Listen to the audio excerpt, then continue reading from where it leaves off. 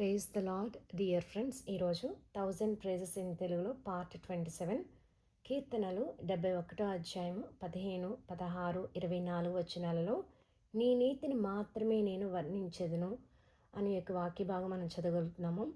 ఈరోజు దేవుని యొక్క నీతి ఎలా ఉందో మనం చూద్దాము. మొట్టమొదటిగా కీర్తనలు 71 అధ్యాయం 19 వచనంలో, దేవా నీ నీతి మహా ఆకాశమంత ఉన్నతమైనది.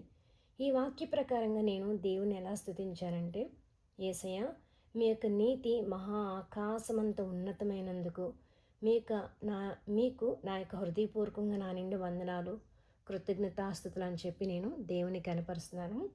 నెక్స్ట్ కీర్తనలు 36 అధ్యాయము 6 వచనంలో, నీ నీతి దేవుని పర్వతములతో సమానము.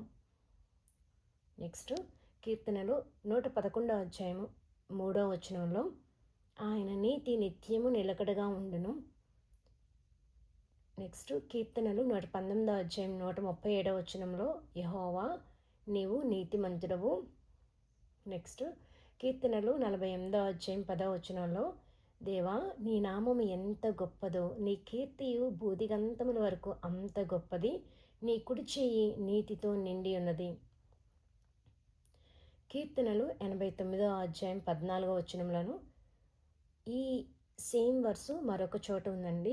కీర్తనలు 97 అధ్యాయం 2 వచనంలోను, నీతి న్యాయములు నీ సింహాసనమునకు ఆధారములు. నెక్స్ట్ కీర్తనలు 145 అధ్యాయము 17 వచనంలో, యెహోవా తన మార్గమంతటిలో నీతి గలవాడు. కీర్తనలు 119 అధ్యాయం 142 వచనంలో, నీ నీతి శాశ్వతమైనది. కీర్తనలు 4 అధ్యాయం 1 వచనంలో, నా నీతికి ఆధారమగు దేవా నేను మొర్రపెట్టినప్పుడు నాకు ఉత్తరమిమ్ము, ఇరుకులో నాకు విశాలత కలుగు చేయవాడు నీవే, నన్ను కరుణించి నా ప్రార్థన అంగీకరించుము. కీర్తనలు 7 అధ్యాయము 9 వచనంలో, హృదయములను అంతరింద్రములను పరిశీలించు నీతిగల దేవా. ఈ కీర్తనలు 7 అధ్యాయం 9 వచనం ప్రకారం వచ్చినప్పుడు నేను ఎంతగానో చాలా అమేజింగ్గా ఫీల్ అయ్యానండి. యేసయ్య హృదయములను అంతరింద్రములను పరిశీలించి నీతిగల దేవా మీకు స్తుతులు స్తోత్రములు వందనాలు అని చెప్పి నేను దేవుని ఎంతగానో కనపరిచాను. ప్రభు అయిన యేసుక్రీస్తునికి సమస్త మహిమ ఘనత ప్రభావము కలుగును గాక. క్రీస్తునందు మీ ప్రియ సహోదరి Jayasheela Errapothu. Dear friends, thank you so much for listening. Praise the lord. Have a nice day and God bless you.